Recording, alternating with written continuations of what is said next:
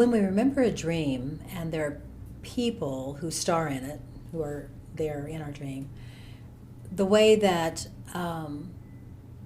you talk about in intuitive dreaming, you talk about thoughts and attitudes living through those people who are in our dreams, and that they inform us in some way. So I want to explore that in terms of the dream being about the dreamer and the people in the dream representing aspects. Mm-hmm.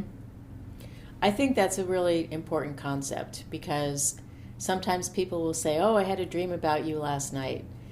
And they think that when a person other than themselves shows up in a dream, it is about that other person. What I've learned is that those other people in our dreams are what we call aspects of the self. So every dream is about the dreamer. You've written a book by that title. That's true.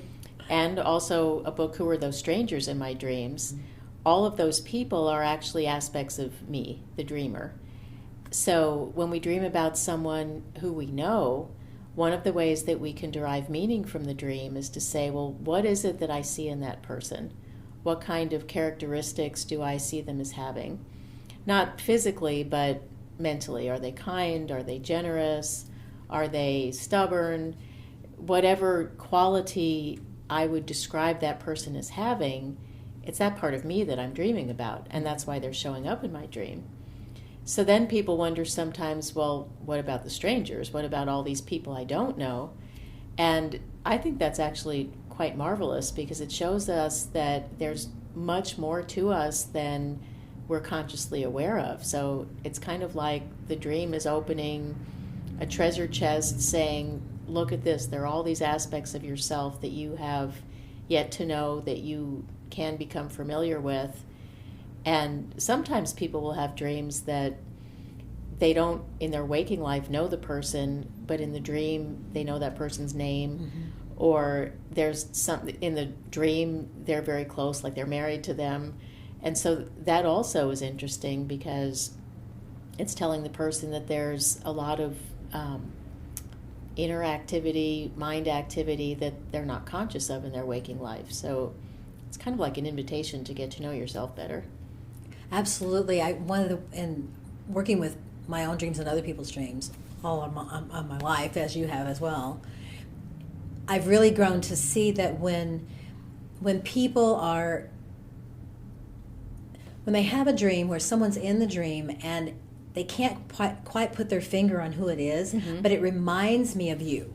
Mm-hmm. You know, I can identify it that way. That's a movement in consciousness that reflects a deeper thinking that the student or the client, the counselor that you're counseling, is actually ascending to, where they're starting to become conscious. It's like the dream marks at our progress in mm-hmm. terms of our expanded or higher consciousness levels, which I find very exciting, because it takes it out of the realm of a new agey kind of view and isn't that nice, and I had this great experience and it came and went and all that kind of thing. And it brings it into a context that grounds it, that makes it real and makes it viable for you to actually say, you know, this is the moment when my consciousness turned, it shifted, and I understood neutrality in a way that I never did before. I understood mm-hmm. enlightenment in a way I never did before, that kind of thing. And so dreams can mark our progress that way. I wanted to know if you have ideas about shape-shifting, because I've noticed that since this intervention of technology into our lives and computer-generated images and things like that weren't there before, but they are now and they're very commonplace, that more and more people report dreams that they have characters in their dream, people who shape-shift. There was a dream that came into dreamschool.org from a man who had just been married recently. They were on their honeymoon. He was having dreams about his wife, and he dreamed that he had turned into his wife and his wife had turned into him. And it was such an interesting dream. So I don't know if you want to tackle that one and say something about that one, or if you just want to talk about shape-shifting itself. But what do you think about those kinds of dreams? You know, that's kind of interesting. I've never had a dream like that. And the people I have heard of who've had dreams like that seem to spend a lot of time either playing video games or a lot of time on the internet.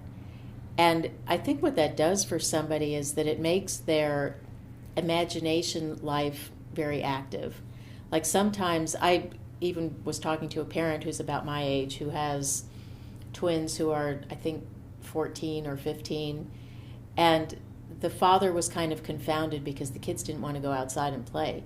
He said, when I was their age, all I wanted to do was get on my bike and ride around the neighborhood, and all they want to do is sit and stay on their computers or on their phones. And he also was talking about the fact that they didn't want to drive. They didn't really want physical experiences because they were satisfied with all of this virtual reality. And I haven't studied it enough to know, but I think that that may be what's influencing dreams like that, is people who spend so much time doing things in their imagination that they just make themselves into whatever they imagine.